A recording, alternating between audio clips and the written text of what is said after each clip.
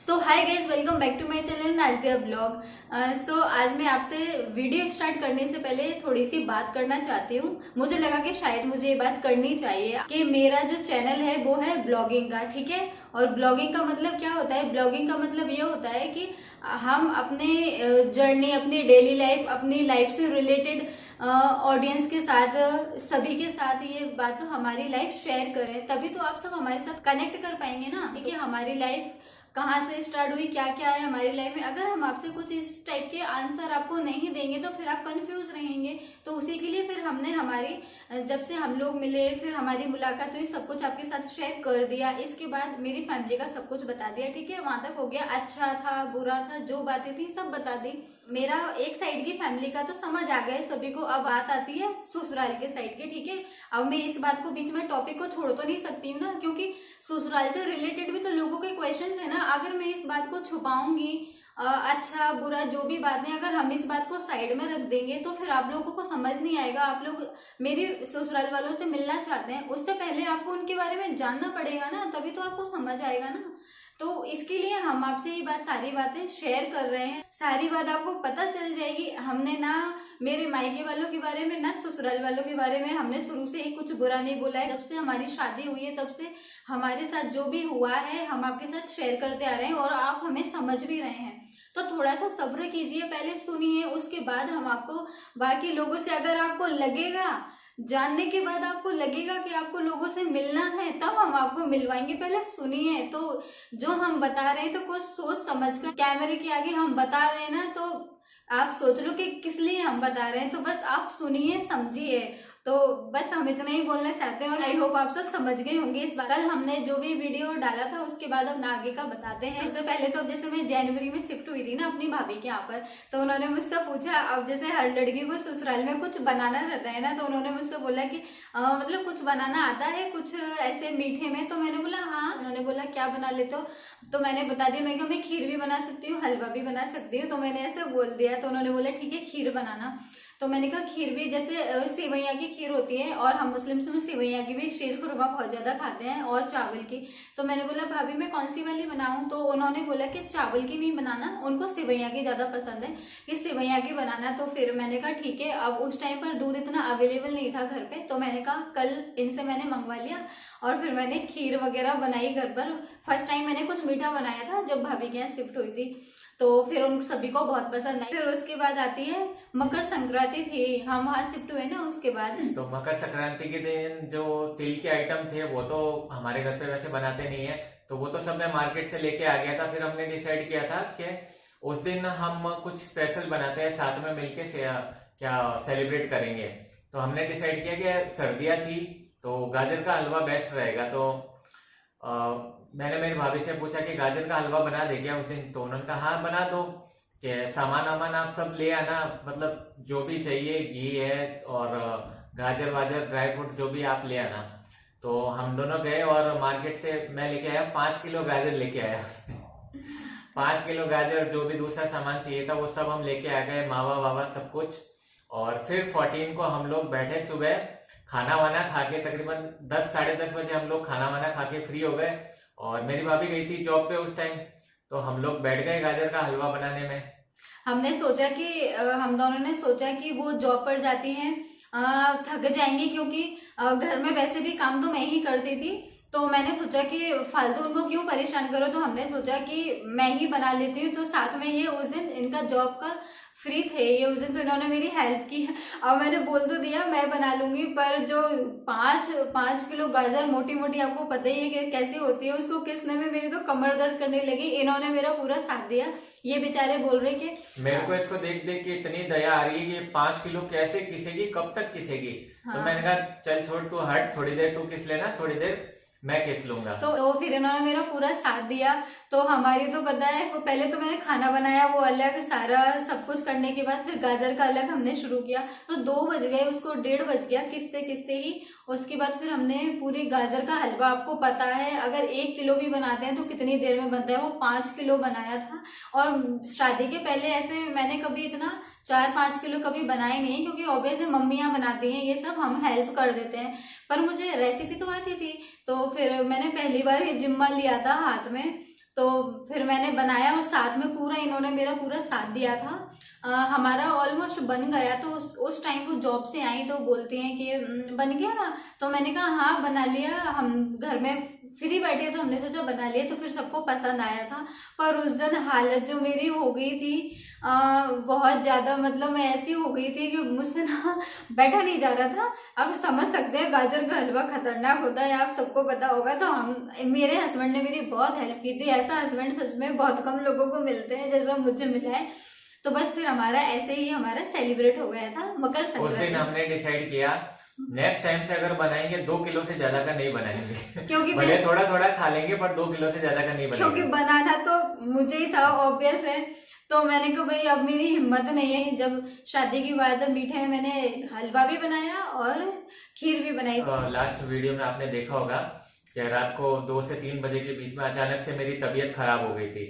अब वो तबीयत खराब होने के बाद में थोड़ी देर तो 1 घंटे तक तो मेरे दर्द हो रहा था। मैंने इसको ही बताया था, पहले थोड़ी देर तो इसको भी नहीं बताया था मैंने। फिर थोड़ा ज्यादा हुआ तो मैंने इसको बताया हल्का हल्का सा दर्द हो रहा है। तो ये थोड़ी सी नर्वस हो गई और थोड़ी सी डर गई कि क्या हो गया अचानक से।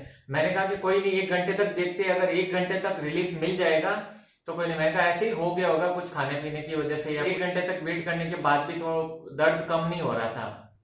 तो फिर फाइनली ये मुझसे पूछे बगैर चली गई नीचे मेरी भाभी को बोलने। मैंने इनको बोला, रात को 3 बज रहे थे तो मैं तो डर गई ना इनको इस तरह से तड़पते देखकर। तो मैंने कहा घर में अब कोई तो है नहीं है, भाई भाभी हैं तो उनको जगाना ही पड़ेगा, वरना कल को मुझे डर लग रहा है कल को उनकी ज्यादा तबीयत खराब हो गई तो सारा ब्लेम मुझ पे आएगा ना कि तू क्या कर रही थी बैठकर, तेरी वजह से हो गया। तो मैं तो ये मुझसे मना कर रही हूँ उनको डिस्टर्ब मत कर। अरे मैंने कहा डिस्टर्ब गया तेल लेने, मैं उनको जगाने के लिए जा रही हूँ, उनकी तबीयत ज्यादा खराब हो रही है। मैंने कहा क्या होगा, गुस्सा करेंगे कुछ भी करेंगे, डिस्टर्ब कर दिया मैं सुन लूंगी, पर आपकी तबीयत ज्यादा खराब हो रही है पहले। तो फिर मैं उनको गई तो गेट खटखटा, मुझे डर तो लग रहा, रात को 3 बजे गेट खटखटाया मैंने। तो उन्होंने बोला क्या हुआ? तो फिर मैंने बोला भाभी वो उनकी तबीयत खराब हो गई, अचानक से पेट में दर्द हो रहा है। तो फिर थोड़ा 10 मिनट बाद आए वो लोग, मैं ऊपर चली गई बस इतना बोलकर। तो फिर उन्होंने कुछ इनको टैबलेट दी तो उससे इनको आराम नहीं मिला। फिर कुछ इनो वगैरह भी बोला। भाभी हैं वो मेडिकल लाइन में ही है तो इसलिए उनको जगाना ज्यादा बेहतर समझा कि वो कुछ शायद टैबलेट दे दें। तो फिर उन्होंने टैबलेट दी पर उससे भी इनको रिलीफ नहीं मिला। फिर हम सब लोग बहुत अपसेट हो गए, टेंशन तो हो गई, अब ये तड़प रहे इतना। उस टाइम प्रॉब्लम एक्चुअली मेरे गाइस पेट में दर्द नहीं था, मेरे राइट साइड के चेस्ट के जस्ट पीछे की साइड में दर्द उठ रहा था हल्का हल्का। तो मेरे को भी समझ नहीं आ रहा था किस चीज का दर्द है। और उन्होंने सोचा कि पेट का दर्द है, मोस्टली पेट का दर्द समझते हैं, पर वो पेट का दर्द नहीं था, वो चेस्ट के जस्ट पीछे हो रहा था। तो किसी को समझ नहीं आया। तो क्या फाइनली फिर हॉस्पिटल ही चलते क्योंकि रिलीफ नहीं मिला था मेरे को टैबलेट। उस टाइम क्या कहते हैं मेरे को दर्द कुछ बढ़ता जा रहा था, थोड़ी थोड़ी देर में बढ़ता ही जा रहा था। मैंने कहा चलो हॉस्पिटल चलना ही पड़ेगा।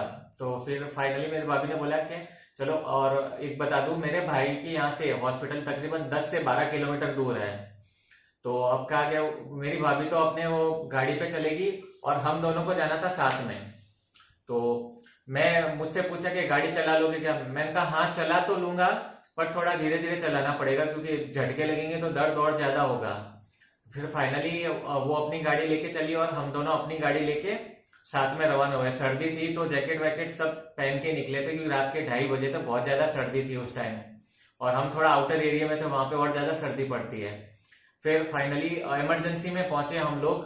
तो इमरजेंसी में मेरी भाभी ने पर्ची कटवाई और अंदर गए। तो जाते ही तो इमरजेंसी में आपको सबको पता ही है, सबसे पहले वो पेन किलर लगा देते हैं। भले आपको कोई भी दर्द हो, कोई कैसा भी हो, वो पेन किलर लगा देते हैं। पेन किलर लगा दिया। फिर मेरी भाभी, क्योंकि पता है वो मेडिकल लाइन में किसमें, वो नर्सिंग में है, तो वो उन्होंने वहां पे जान पहचान निकलवाई और बोला कि मैं भी नर्सिंग में हूँ, यहाँ जॉब करती हूँ। तो वो पेंटॉप के इंजेक्शन लेके आ गए। पहले एक इंजेक्शन लगाया मेरे को, फिर 10-15 मिनट रुके, फिर भी रिलीफ नहीं मिला। फिर दूसरा इंजेक्शन एक और लगाया पेंटॉप का, फिर भी रिलीफ नहीं मिला। और इमरजेंसी में पता है आपको सीनियर डॉक्टर बैठते नहीं है, तो उन्होंने बोला कि आप सुबह ओपीडी में दिखाना जब सीनियर डॉक्टर्स आएंगे वहां पे। तो अब वहां हॉस्पिटल से क्या कहते, हम 2 घंटे बैठे रहे वहां पे कि क्या पता थोड़ा सा रिलीफ मिल जाए या ज्यादा तबीयत खराब ना हो जाए। और आपको बता दूं गाइस कि हॉस्पिटल से मेरे जो पेरेंटल होम है वो थोड़ा नजदीकी है वहां से। तो मेरे भाभी ने बोला कि आप अभी वहां पे चले जाओ, क्योंकि अगर वापस इतनी दूर चलोगे कि और कुछ तबीयत खराब हो जाए और सुबह आपको ओपीडी में दिखाना है तो अभी आप वहां पे चले जाओ ताकि बाद में ओपीडी में दिखा के रिपोर्ट मिल जाए, पता चल जाए क्या है क्या नहीं है। तो फिर हम वहां से तकरीबन निकलने वाले थे। अब उसमें एक और बता देता हूँ, वो जो ये जो हंस रही है ना, यही बताएंगी कि क्या हुआ था। हाँ हम इमरजेंसी से निकलने वाले थे, मेरा मोबाइल इनके हाथ में था और इनका मोबाइल मेरे मोबाइल के ऊपर था। हाँ, तो क्या हुआ, अब इनको तकलीफ में देखकर मैं वैसे ही थोड़ी सी घबरा रही थी। तो अब इनका सबसे पहली बात, इनका जिस ट्रीटमेंट के लिए है वो हो नहीं पाया, सुबह का इंतजार करना था। हम वापस ही जा रहे थे, तो जो स्लाइड होता है ना, तो वहां मैं इनका हाथ पकड़कर, बहुत स्लो चल रहे थे तो मैंने इनका हाथ पकड़ रखा था और बस इनका हाथ पकड़ करके ये आराम से चले, इनको सहारा देने के चक्कर में मैंने वो स्लाइड पर पैर रखा, क्योंकि वो स्लाइड सीढ़ी वहां थी नहीं। वहां से मेरा ऐसा पैर स्लिप हुआ रात को 3:30 बजे और मैं फिसल गई और रोने लगी। वहां इनको संभालने, इनका दर्द लेकर गई थी, इनको संभालने वहां मैं खुद का दर्द लेकर आ गई और वहां गिर गई, पूरी फैल गई मैं वहां पर और ना रोने लगी, मम्मी मम्मी। तो भाभी बोलती है क्या हो गया, कैसे गिर गई? मैं, इनका पता ही नहीं चला, मेरा पैर फिसल गया। अब इतने दर्द में अब मुझे हंसी भी आ रही है एकदम से हम लोगों को कि मैं बीच में ही गिर गई। तो फिर है ना, इन लोगों ने मुझे संभाला, बेचारे ये खुद अपना दर्द लेकर बैठे, फिर मुझे खड़ा किया, फिर अंदर ले जाके बेंच पे बिठाया। हाँ। तभी वो इमरजेंसी वाला डॉक्टर कॉमेडी कर रहा है, ले आओ इनको भी, ले आओ इनको भी इंजेक्शन लगा देते। तो मेरी भाई बोलती है कि अब एक साइड उन्होंने बिठा दिया कि अब पैर पे आराम देना थोड़ा, नहीं तो और ज्यादा स्वेलिंग हो जाएगी। तो मैंने कहा ठीक है। तो अब मैं इनको संभालती जा रही थी, तो वो मेरा भी बोलने लगी कि इनको भी लेकर आओ, इंजेक्शन देंगे। मैंने कहा नहीं नहीं, इंजेक्शन के सुन के तो मेरी हालत खराब होती है। तो मैं जो रो रही थी ना, मैं चुप हो गई, भले मुझे अंदर से इतना दर्द हो रहा, पर मैंने कि इस वक्त मैं हॉस्पिटल में ही हूँ, जबरदस्ती पकड़ के इंजेक्शन लगा दिए मुझे। तो मैं चुप हो गई, रोते आंखों में से आंसू आ रहे हैं, बोलती जा रही नहीं नहीं मुझे दर्द नहीं हो रहा। तो फिर मेरा भी वो दर्द ऐसा हुआ, वो दर्द कैसा हुआ वो अब आपको आगे बताने वाले हैं। इसमें मोबाइल पे ध्यान नहीं गया, हाँ, मोबाइल तोड़ दिया पूरा। इनका बेचारा नया फोन था मेरे हाथ में, मेरा फोन इनके हाथ में, इनका फोन मेरे हाथ में। अब वो जब मैं गिरी ना, तो जो फोन की डिस्प्ले होती है वो पूरी नीचे जमीन पर और मैं ऊपर फोन के, और वो पूरा उसमें क्रैक आ गए। फोन का नुकसान, मेरे पैर का नुकसान, इनके पेट दर्द, तीनों एक साथ रात 3 बजे हमको लास्ट जनवरी में ऐसे हमारे ऊपर मुसीबत आई। यहाँ पे मेरे को दिखाने आए थे और खुद का पैर फ्रैक्चर करके बैठी है। मेरा पेरेंटल घर पास में ही था, तो हम वहां से 5 मिनट की दूरी पर मेरे पेरेंट्स को फोन करके बताया नहीं था। मैंने कहा अभी वो टेंशन में आ जाएंगे इतनी सुबह सुबह, तो हम डायरेक्ट वहीं घर पे चले गए। तो घर पे जाते ही गेट खोलते ही उन्होंने पूछा कि क्या हुआ, एकदम से ऐसे कैसे आ गए। सुबह 6 बजे हम लोग पहुंचे, तो वो डर गए कि अचानक से 6 बजे क्या हो गया। ये तो बता नहीं पा रहे थे, मैंने बताया कि इनको बहुत दर्द हो रहा है। तकरीबन ओपीडी आप सबको पता होगा 7 बजे के आसपास खुलती है ओपीडी। इमरजेंसी बंद होने के बाद में हॉस्पिटल में ओपीडी खुलता है। तो 7 बजे जैसे ही ओपीडी खुला था, तो हम लोग डायरेक्ट चले गए ओपीडी में डॉक्टर को दिखाने। तो डॉक्टर को भी उस टाइम समझ नहीं आ रहा था। डॉक्टर ने सीधा अल्ट्रासाउंड लिख दिया और एक एक्सरे लिखवाया था। एक्सरे हमने उसी टाइम करवा दिया। अब अल्ट्रासाउंड करवाने के लिए हॉस्पिटल में उस टाइम स्टाफ आया नहीं था, तो हमने बाहर से करवाया। तो बाहर से भी 8 बजे खुलता है अल्ट्रासाउंड। तो फिर थोड़ी देर मैं मेरे घर पे जाके बैठा वापस, और जब 8 बजे खुला तो वहां जाके अल्ट्रासाउंड करवाया। अल्ट्रासाउंड की रिपोर्ट भी हाथों हाथ मिल गई थी। तो मेरे को जितना समझ आ रहा था मैंने उसमें पढ़ा था, तो सब तो नॉर्मल था। सिर्फ एक नीचे लिखा हुआ था multiple small calculi in your gall bladder. तो मेरे को थोड़ा इतना ज्यादा समझ नहीं आया, फिर भी समझ में आया कि मेरे गॉल ब्लैडर में रेत के दाने जितने स्टोन्स थे। फिर जब वापस वो रिपोर्ट मिल गई, तो हम लोग गए वापस ओपीडी में डॉक्टर को दिखाने। तो डॉक्टर को दिखाया, डॉक्टर ने बोला कि आपके गॉल ब्लैडर में स्टोन है। तो जब भी वो स्टोन क्या है गॉल ब्लैडर से साथ में इकट्ठे होके वहां पे गॉल ब्लैडर के मुंह पे आते हैं, तो वो वहां पे फंस जाते हैं, और वो जब भी वहां पे फंसेंगे तब आपको पेन होगा। तो मैंने कहा कि सर इसका कोई ट्रीटमेंट होगा? कि हाँ ट्रीटमेंट है, इसका ऑपरेशन होता है, ऑपरेशन करके आपका गॉल ब्लैडर निकाल देंगे। तो ऑपरेशन के नाम से ही मैं थोड़ा डर गया। मैंने कहा सर स्टोन का तो दवाई के थ्रू भी होता है ना? कि दवाई के थ्रू भी होता है, पर वो ओनली जो किडनी स्टोन होता है उसमें निकल जाता है वो दवाई के थ्रू। गॉल ब्लैडर स्टोन में कोई दवाई नहीं बनी है आज तक, उसके लिए सिर्फ ऑपरेशन ही एक लास्ट ऑप्शन है। तो ऑपरेशन से ही पूरा गॉल ब्लैडर निकाल के करना पड़ेगा। तो उन्होंने कहा कि अब क्या करना है आप डिसाइड कर लीजिए, ऑपरेशन करना है नहीं करना। मैंने कहा चलो मैं थोड़े दिन देखता हूँ। फिर मैं घर पे गया, दर्द तो बहुत हो रहा था, तो मैंने डॉक्टर का सर पेन किलर लिख दीजिए, अगर ज्यादा दर्द होता, तो उन्होंने पेन किलर लिख के दे दी मेरे को। अब घर गया तो तकरीबन 10 बजे के आसपास मेरे को इतना ज्यादा पेन हुआ गाइस, इतना ज्यादा कि ना चाहते हुए भी मेरी आंखों में आंसू आ गए। मैं नॉर्मली रोता नहीं हूँ, तो इतना पेन इतना ज्यादा हो रहा था कि अपने आप ही मेरे आंखों से आंसू निकल रहे थे, और मेरे को देख के ये खुद भी रोने लग गई उस मैं टाइम। तो रात भर से बहुत कंट्रोल कर रही थी इनको दर्द में देखकर, पर जब इनकी आंखों में मैंने आंसू देखे ना तो मैं इतनी रोई, तो बहुत ज्यादा, क्योंकि मैं वैसे ही बहुत ज्यादा मेंटली डिस्टर्ब थी ना, कि अब मैंने कहा मेरे पास तो कोई बचा नहीं है, अब यही है, इनकी इतनी तबीयत खराब हो गई ना, तो मैं सच में इतनी डर गई।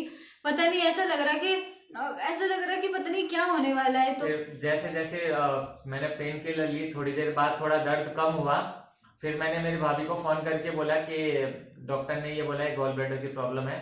तो उन्होंने बोला कि आप अभी 5-7 दिन उधर ही रहिए और वहां पे डॉक्टर को अच्छे से दिखा लीजिए, फिर देखते हैं क्या करना है। तो फिर अब आती है वही प्रॉब्लम, क्योंकि हम रात को आए ना, तो रात को तो जैसे हम लोग बैठे हुए थे वैसे ही सब लोग नॉर्मल नाइट कपड़ों में इनको हॉस्पिटल दिखाने आ गए। तो अब वापस हमको रुकना था अपने मम्मी पापा के घर पर, तो अब वहां फिर कपड़ों की जरूरत, तो फिर मैं अपने कजिन्स के साथ, मेरी सिस्टर इन लॉ है, तो उनको फोन किया इन्होंने, फिर उसके साथ में एक्टिवा से गई अपने भाभी के घर। फिर वहां से कुछ जरूरत के 4-5 दिन के समथिंग हम रुकने वाले थे, तो फिर इनकी जरूरत का सामान, मेरी जरूरत का सामान वापस फिर लेकर गई मैं भागी भागी, और मेरे पैर में इतना दर्द था, इतने बीच में मैंने अपना दर्द, इनका दर्द इतना चल रहा है ना, तो मेरा सारा दर्द भूल गई, जबकि पता है मेरे पैर पे स्वेलिंग थी, मुझे दर्द हो रहा था, पर मैंने किसी को महसूस नहीं होने दिया। लॉस को तो मैंने बताया ही नहीं, भाभी और इनको ही पता था मेरे दर्द के बारे में, तो दिन भर मैंने किसी को एहसास नहीं होने दिया। मैं वहां गई, सामान पूरा लेकर आई, और घर में फिर रूम, अब हम इसमें शिफ्ट हुए ना वापस, तो वो जो रूम खाली पड़ा हुआ था उसमें झाड़ू पोछा मैंने करे, सब करा, मुझसे हो नहीं रहा था। उसके बाद भी मैंने पूरा कमरा साफ किया, और फिर इनके लिए नीचे खाना वगैरह बना दिया था। तो फिर मैं इनको खाना वगैरह लेकर आई। अब इतना सब होने के बाद शाम होती है 4 बजने के बाद, सर्दी का मौसम था, ठंड ज्यादा पड़ने लगती है शाम को, तब बैठे बैठे तो उसका मैं बताता हूँ। मैं तो लेटा हुआ था हाँ। और दर्द तो मेरा थोड़ा कम हो चुका था। तो फिर अचानक से इनकी जो कजिन है वो बैठी हुई थी, वो और ये आपस में बात कर रहे थे, हम तीनों साथ में बैठे हुए थे। तो अचानक से ये बैठे बैठे एकदम से रोने लग गई, और मेरे को भी समझ में नहीं आया एकदम से क्या हुआ। मेरी कजिन ने भी पूछा क्या हुआ, एकदम से आपको ऐसे रो क्यों रहे हो। बहुत तेज रोई मैं, और बस मम्मी मम्मी बोलकर रोने लगी बहुत ज्यादा, मुझसे ना बर्दाश्त नहीं हुआ। तो ये बोलते हैं हुआ क्या, तो मैं ना पैर पकड़कर, मेरा ये राइट वाला पैर है, उसमें ना इतना सूज गया है पैर, और मैंने कहा मेरे दर्द ना बहुत ज्यादा हो रहा है, अब सहन नहीं हो रहा मुझसे। तो फिर ये इतने दर्द में पड़े हुए थे, मतलब इनसे उठा नहीं जा रहा था। जैसे इन्होंने मुझे रोता देखा ना, पैर देखा, उठकर इतने वो मतलब स्पीड में खड़े हुए कि गुस्सा हो रहे हैं मेरे ऊपर, तूने मुझे दोपहर से क्यों नहीं बोला। और फिर मुझे क्या, चल तुझे को डॉक्टर के पास लेके जाते हैं। गाइस के आपके घर में भी बोलते होंगे ऐसा कि यहाँ पे पहलवान है, एक बार उसको दिखा दे। अब मेरा तो उस टाइम दिमाग वैसे भी काम कर नहीं रहा था, मैं खुद के दर्द से भी परेशान था, उल्टा इनको भी दर्द हो रहा था। तो मैंने कहा चलो वो जो बोलते एक बार कर लेते हैं। तो मैं इनको लेके, वैसे मेरे को ये सब भरोसा नहीं है पहलवान में, मैं तो आपको यही सजेस्ट करूंगा जो भी हो आप डॉक्टर को ही दिखाएं। तो चलो उनको कहने पे मैं चला तो गया पहलवान के पास। उसने कोई इलेक्ट्रिक शॉक दिए, पर उन्हें कुछ वाइब्रेटर था इलेक्ट्रिक, उसको मेरे पैर पर रख दिया। मैं पता है इसने इतनी तड़प रही, मैं इतनी चीख रही चिल्ला रही, पता नहीं क्या करा उन्होंने इनको बोल दिया कि इनको देखने मत देना, और मैं चीख रही, इतनी तड़प रही, पता नहीं मेरे पैर पे कोई वाइब्रेटर था, मुझे ऐसा लग रहा कि कुछ चुभ रहा है कांटे जैसा। मैं बहुत तड़प रही कि अब ठीक हो जाएगा ठीक हो जाएगा, इतना आधे घंटे रोती रही, और घर पर गए लेकर, कुछ आराम मिले ही नहीं। पता नहीं कौन सा पाउडर वाउडर दिया, थोड़ा सा तेल दिया, हाँ। और 500 रुपए ले लिए फालतू के। हाँ। मैं कहा ये तेल और पाउडर तो तू यूज ही मत करना, अब मेरे चलो फैमिली वालों ने बोल दिया है वो फेंक देना, काम लेने ही मत। हाँ। इनका थोड़ा दर्द सहन नहीं हुआ तो मैंने एक फ्रेंड को बताया। अब वो भी कि मेरा एक पहलवान जान पहचान है, उनके यहाँ पे जाके दिखाओ।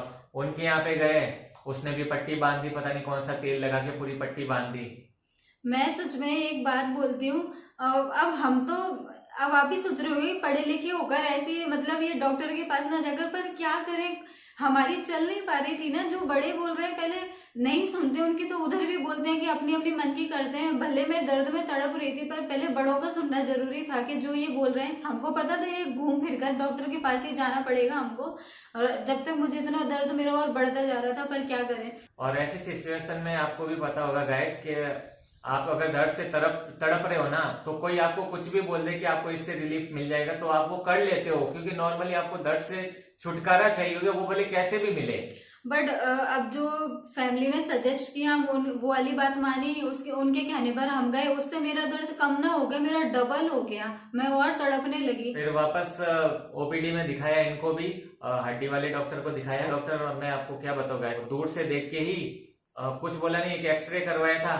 एक्सरे में चलो ये तो ठीक अच्छा था कि उसमें कोई फ्रैक्चर नहीं निकला। एक्सरे करवा के नॉर्मली टेबलेट लिख दी, पेन किलर की थी। प्रॉब्लम क्या थी उसको खुद को भी नहीं पता है चला शायद, और पेन किलर की लिख दी। चलो हम घर पे आ गए, फिर पेन किलर ली 2 टाइम 3 टाइम की, पर फिर भी कोई फर्क नहीं पड़ा। मुझे कुछ आराम ही नहीं मिल रहा, मेरा दर्द और बढ़ता जा रहा बढ़ता जा रहा। फिर इनका दिमाग खराब हुआ, फिर इन्होंने बोला, ये मुझे फिर सीधा एम्स लेकर गए। मेरे फादर ने बोला था कि ये अब इस हॉस्पिटल के चक्कर छोड़, हमारे यहाँ पे क्या एम्स है बहुत बड़ा, तो उन्होंने कहा कि एम्स में ही दिखाते हैं, मेरा भी दिखाना हो जाएगा और साथ में इनका भी दिखाना हो जाएगा। तो मेरे फादर नेक्स्ट डे मॉर्निंग में जल्दी चले गए एम्स, क्योंकि एम्स में वहां पे कार्ड बनवाना पड़ता है। तो सुबह 7 बजे चले गए, बोला कि मैं कार्ड बनवा के तुम लोगों को फोन कर दूंगा। तो कार्ड बनवा के उनका फोन आ गया मेरे पास 7:30 बजे या 8 बजे के आसपास। तो फिर हम लोग निकल गए एम्स के लिए। जब हम एम्स गए थे, इनके वही पट्टी बंधी हुई थी जो पहलवान ने बांधी थी। तो एम्स गए, तो एम्स जाते ही अब इनसे चला नहीं जा रहा था, क्योंकि एम्स बहुत बड़ा था। वहां से फर्स्ट सेकंड फ्लोर जाके, और गैलरी में से बहुत लंबा चौड़ा था। तो मेरे पेरेंट्स ने कहा कि इसके लिए व्हील चेयर ले लेते एक, तो हमने व्हील चेयर पे इसको बिठा दिया और लेके चल रहे हैं आराम से, और ये मजे से बैठी है व्हील चेयर पे। मैं इतनी हंसियारी में गई, इतना दर्द, मतलब मैं इतना चल सकती हूँ, मुझे व्हील चेयर पे नहीं बैठना। मुझे इतनी अजीब सी फीलिंग आ रही है उससे। तो ये बोल रहे अरे तेरा जल्दी नंबर भी आ जाएगा, कब तक वेट करेंगे। तो मैंने कहा ठीक है, मैं तो मजे से जा रही बैठकर। फिर फाइनली हमारा नंबर आया। तो जैसे ही डॉक्टर के पास गए, तो अब मेरे को तो पता था कि मेरे को ये डॉक्टर बहुत बुरी तरीके से फटकारेगा, क्योंकि आपको पता है कि अगर आप ये ऐसे किसी पहलवान वहलवान के चक्कर में पड़ते हो और फिर डॉक्टर के पास जाते हो, तो बहुत बुरा फटकारते हैं वो डॉक्टर वैसे बहुत अच्छा था। तो उन्होंने देखते कहा कि ये क्या बांधा है। अब हमको डर लगा दोनों। अब हम पहलवान का नाम ले नहीं सकते थे, तो हमने कहा कि हमने वहां गवर्नमेंट हॉस्पिटल में दिखाया, तो उस डॉक्टर ने ऐसा मतलब बांध दिया ये सब। तो वो इतना चिढ़ गया डॉक्टर। ऐसा कैसा डॉक्टर था, उसको क्या समझ में नहीं आता है क्या, ये कोई ऐसे बांधने की चीजें है क्या।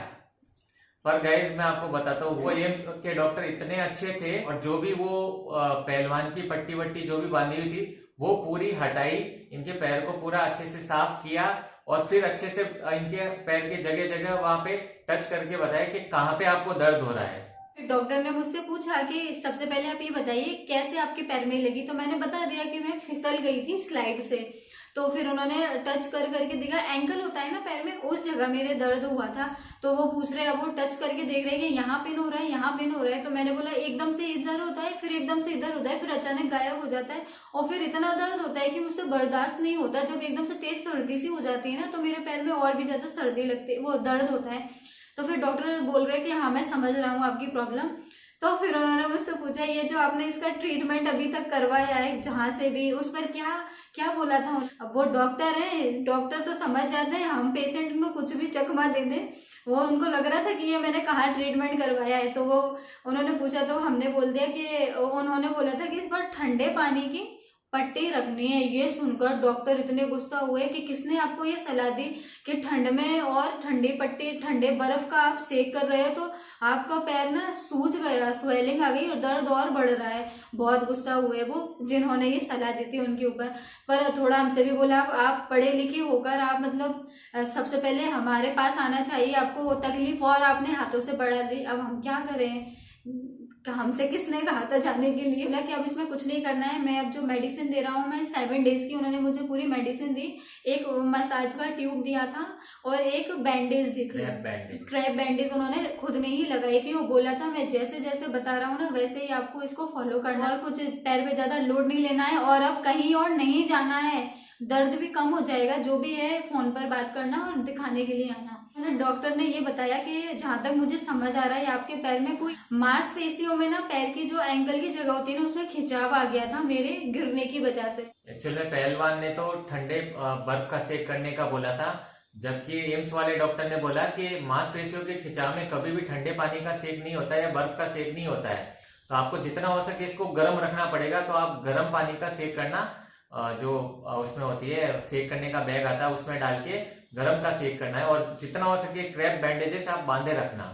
और अब फिर मैंने डॉक्टर को बोला, अच्छा शायद इसीलिए मेरे पैर का दर्द और बढ़ रहा था। मैंने उनको बताया ना कि जैसे सर्दी एकदम शाम को तेज बढ़ जाती है तो ठंड लगती है ना, तो मेरे पैर में दर्द होता है। डॉक्टर बोलते हैं दर्द तो होगा ही, आप बर्फ का सेक पैर पर कर रहे हो तो दर्द तो कितना ज्यादा बढ़ेगा। तो ये खूब बर्फ हम जमा कर रख रहे थे, खूब मेरे पैर पर हम लगे थे उसका सेक करने के लिए अपने हाथों से, और मैंने पैर खराब कर लिया। इनको दिखाने के बाद में अब थी मेरी बारी। तो मेरे को भी वही एम्स में ही दिखाया था। तो अंदर गया तो सीनियर डॉक्टर थोड़ा पीछे बैठे थे, और जो मतलब ट्रेनी डॉक्टर थे वो बैठे थे आगे। तो उनको रिपोर्ट्स दिखाई हमने, तो उन्होंने भी यही बोला कि गॉल ब्लैडर में स्टोन है। मैंने कहा स्टोन सर कितना बड़ा है? ये ज्यादा बड़ा नहीं है, आपके रेत के जितने दाने होते हैं ना, ऐसे बहुत सारे स्टोन है आपके, कि ये जनरली बन जाते हैं, पानी की कमी की वजह से बन जाते हैं, या कोलेस्ट्रॉल जो उसमें जमा होता है वो ज्यादा टाइम तक वही रहता है, तो वो जम के व्हाइट दाने के स्टोन के टाइप बन जाते हैं। तो मैंने कहा सर अब इसका क्या ट्रीटमेंट होगा? तो ये पीछे सीनियर डॉक्टर वो खड़े खड़े सुन रहे थे। तो वो उनको मतलब क्या ट्रेनिंग दे रहे थे ना, तो वो वहां पे खड़े खड़े सुन रहे थे। तो उन्होंने पूछा कि बताओ आप इनको कि अब क्या ट्रीटमेंट हो सकता है, क्या नहीं हो सकता है, कि पढ़े लिखे हैं। तो मुझसे पूछा कि आप कितने, मैंने कहा सर मैं अकाउंटेंट हूँ। और तो उन्होंने कहा कि बताओ आप इनको क्या क्या सर्कमस्टांसेस हो सकते हैं। तो उन्होंने कहा कि इसका ऑपरेशन होता है और गॉल ब्लैडर निकाल देते हैं हम उसमें। तो मैंने कहा कि सर गॉल ब्लैडर निकाल देते तो फिर आगे कोई तकलीफ नहीं होती है? कि वैसे तो नॉर्मल कोई तकलीफ नहीं होती है, पर आप ज्यादा हैवी खाना नहीं खा पाओगे, ज्यादा ऑयली खाना, जैसे जो शादियों का हैवी खाना होता है, full of oil, full of spices, वो खाना आप नहीं खा पाओगे। मैंने कहा सर फिर ऐसे तो बाद में पूरी जिंदगी तो ऐसे चल नहीं सकती ना। तो मैंने कहा कि सर इसका कोई और दूसरा इलाज, क्या इलाज इसका कुछ भी नहीं है, क्योंकि ये मेडिसिन से ठीक नहीं हो सकता है। इसका सिर्फ एक ही इलाज है, वो सर्जरी होती है, उसमें गॉल ब्लैडर को निकाल देते हैं। तो मेरे को ये गवर्नमेंट हॉस्पिटल के डॉक्टर ने भी यही बोला था, एम्स के डॉक्टर ने भी यही बोला। मैंने कहा अगर सर ऑपरेशन नहीं करवाए तो फिर उन्होंने बाद में मुझे इसके रिस्क भी बताए कि हो सकता है कि आपको वो स्टोन बड़ा होके गॉल ब्लैडर से निकल के उसमें पाइप में फंस जाए, तो इससे आपको बाद में जॉन्डिस हो सकता है। और अगर उसके और ज्यादा बड़ा होके स्टोन रहे तो आपका गॉल ब्लैडर फट सकता है। मेरे को बहुत सारे रिस्क बताए थे। मैंने कहा चलो एक बार फिर से सोचते हैं। हम लोग घर पे आ गए उस दिन, और फिर मैंने नेट पे थोड़ा बहुत सर्च करना शुरू किया, क्योंकि पता है जो भी आपको एक बार प्रॉब्लम हो जाती है आप बैठ के नेट पे सर्च करते हो, सारा रिसर्च करते हो। तो मैंने रिसर्च किया तो उसमें बोला कि गॉल ब्लैडर निकालने के बाद में बहुत सारी प्रॉब्लम्स आती है, इनडाइजेशन प्रॉब्लम हो जाएगी। तो मैंने कहा ये तो उल्टा और ज्यादा एक तरह से निकालने से और ज्यादा प्रॉब्लम शुरू हो जाएगी। फिर यहाँ पे एक बहुत सीनियर डॉक्टर है जो लेप्रोस्कोपिक सर्जरी करते हैं, तो उनसे कंसल्ट किया। तो उन्होंने भी कहा ऑपरेशन होगा, हॉस्पिटल में करवाओगे, 4 से 5 दिन आपको एडमिट रखेंगे। और अगर मेरे यहाँ पे उनके खुद का भी मतलब क्लिनिक था प्राइवेट के, अगर यहाँ पे करवाओगे तो आपको सुबह आना है और शाम को हम आपको छुट्टी दे देंगे। मैंने कहा, फिर उन्होंने कहा कुछ टेस्ट वेस्ट लिखे थे कि ये सारे टेस्ट करवा के आना जो भी ऑपरेशन से पहले जरूरी थे। फिर वो लेके मैं घर गया और वो दूसरे दिन सारे टेस्ट करवा दिए थे मैंने। अब फिर मैं सोच रहा था ऑपरेशन करवाऊं या ना करवाऊं। फिर मैंने 1-2 जनों से और कंसल्ट किया जो जिनको पहले ये प्रॉब्लम हो चुकी है। तो उन्होंने मुझे बताया कि ऑपरेशन करवाने के बाद में भी बहुत सारी दिक्कतें आती है। ऐसा नहीं है कि वापस स्टोन नहीं बनेगा, ऑपरेशन के बाद भी वापस स्टोन बन सकता है। और बेहतर यही होगा कि आप, मेरे को जितने जनों से मैंने मिला ना, तो वो उन सब ने यही कहा कि ऑपरेशन मत करवाओ आप। तो फिर फाइनली एक जने ने बोला कि वो भी मेडिकल लाइन में थे कि आपको एक बार दर्द उठ गया, ठीक है, अब अगर आपको नेक्स्ट टाइम दर्द उठे तो ही आप ऑपरेशन करवाना, क्योंकि कई बार ऐसा होता है कि एक बार आपको दर्द उठता है फिर पूरी जिंदगी आपको वो दर्द नहीं उठता और आप नॉर्मल लाइफ जी सकते हो उससे। तो अगर आपको फ्यूचर में कभी दर्द उठे और बहुत तेज वाला उठे तब तो आप ऑपरेशन में जाना। और अभी अगर आप ठीक हो और वैसे भी आपके छोटे छोटे रेत के दाने जितने हैं इतने बड़े भी नहीं है कि आप इतना इसको सीरियस ज्यादा ले रहे हो और ऑपरेशन तक जा रहे हो। तो उन्होंने बोला कि एक बार आप वेट कर लो, अगर आपको वापस से दर्द उठे तो आप ऑपरेशन के लिए जाना। तो तब तो मैंने कहा चलो ठीक है, अब ऑपरेशन नहीं करवाए, जब दर्द उठेगा मैं पेन किलर ले आया था डॉक्टर मैंने डॉक्टर को बोला पेन किलर लिख दीजिए अगर कभी दर्द उठे तो उसके लिए। फिर फाइनली मैंने ऑपरेशन का डिसीजन कैंसिल कर दिया और तब से लेके आज तक 3 साल हो गए हैं। हल्का हल्का दर्द रहता है पर इतना पावरफुल पेन मेरे को नहीं हुआ कि मेरे को ऑपरेशन करवाना पड़े, तो मैंने अभी तक ऑपरेशन नहीं करवाया। गाइज मुझे ना हर वक्त टेंशन लगी रहती है क्योंकि जब वो उनका दर्द उठा था ना वो आज भी मुझे याद है, तो थोड़ा सा डर लगता है। और मुझे पता है, इनको लगता है ये ऐसा बोलती है मुझे दर्द हो रहा है तो मैं ऐसे बोलती हूँ चले डॉक्टर के पास आपका वो करवा दे। मैं हर वक्त पता है 24 घंटे इसी टेंशन में रहती हूँ ये अच्छे रहे। तो गाइज आप सुन सकते हैं कि हमारी शादी के 2 महीने भी पूरे नहीं हो पाए थे। 1 महीना पूरा अपने घर पर चली गई थी, 1 महीना भी हमने साथ में स्पेंड नहीं किया। हमारी परेशानियां शुरू हो गई, इनको इतनी बड़ी तकलीफ हो गई। तो उसका सुनकर तो ये समझो कि थोड़ा बहुत जो हमने सोचा था थोड़ा सा खुश रहेंगे, तो इनकी बीमारी का सुन के हम लोग सब टेंशन में आ गए थे। इनको देख के मुझे भी इनके लिए टेंशन होती थी। तो भाई हमारे ये समझो आज से हमारे दुखों की शुरुआत हो चुकी थी। तो मेरा जो पैर था वो तो चलो हुआ था, वो मेरा 7 दिन में सही हो गया। तो फिर अब हम अपने इन लॉज के घर पर ही थे, हम घर पर ही थे 5-6 दिन के लिए हम इधर ही स्टे किया था हमने, क्योंकि बाई चांस अगर अचानक फिर से इनको दर्द हुआ तो हम फटाफट जा सकते हैं, क्योंकि वहां से तो भाभी के घर से डॉक्टर हॉस्पिटल बहुत ज्यादा दूर था। तो फिर हम 5 दिन वहां रहे।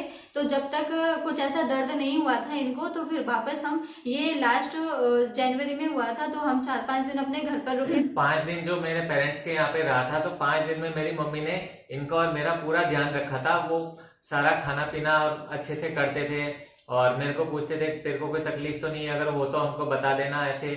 और मेरा बताती हूँ, अब जैसे मुझे भी तकलीफ, जैसे शादी से पहले हमारे घर में ऑब्वियस है मम्मी पापा बहुत ध्यान रखते हैं। अगर जरा भी हाथ में लग जाए तो कुछ काम नहीं करने देते, पैर में लग जाए तो कुछ काम करने नहीं देते, ऐसे ही।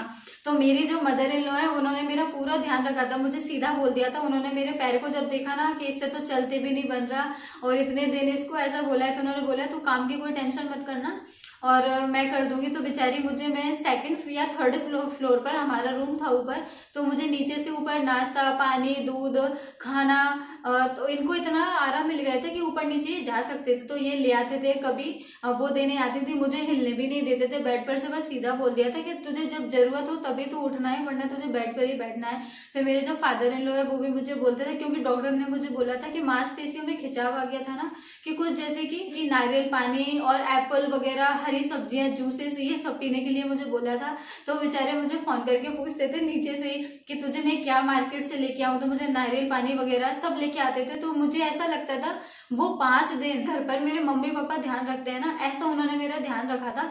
चलो इनका तो ऑब्वियस है, अब ये उस घर के बेटे हैं, तो पर एक मैं बहू हूं, तो मेरे को बताने में इतना अच्छा लग रहा है कि मुझे ऐसा फीलिंग ही नहीं आई कि मैं अपने मम्मी पापा के यहाँ ना रहकर ससुराल में हूँ। वो बहुत अच्छा ध्यान रखा, उन्होंने मुझे हिलने भी नहीं देती थी। जरा मैं उठ के जाती थी तो बोलती थी फिर खड़ी हो गई, मैं बोलती थी नहीं मैं बैठे बैठे थक गई, थोड़ा सा खड़ी हो जाऊं, तो बोलती थी तू एक बार अच्छी हो जा, उसके बाद फिर आराम से घूमना, जो करना है वो करना। तो उन्होंने मेरा बहुत अच्छे से ध्यान रखा था। फिर हम 5 दिन वहां रहे, 5वें दिन मेरा पैर बिल्कुल सही हो गया। वापस फिर हम गए भाभी के घर पर, हम वापस चले गए थे क्योंकि मैं सही हो गई थी। तो फिर हम आपको बताएंगे नेक्स्ट वीडियो में। और लाइक शेयर सब्सक्राइब कीजिए, गलत चीज किसी को मत बोलिए, बिना जाने हुए पहले समझिए तभी बोलिए। इससे ज्यादा हम कुछ नहीं बोल सकते हैं, बाकी फिर आपकी सोच पर डिपेंड करता है। तो बस हम मिलते हैं आपसे नेक्स्ट वीडियो में जल्द। Bye bye guys.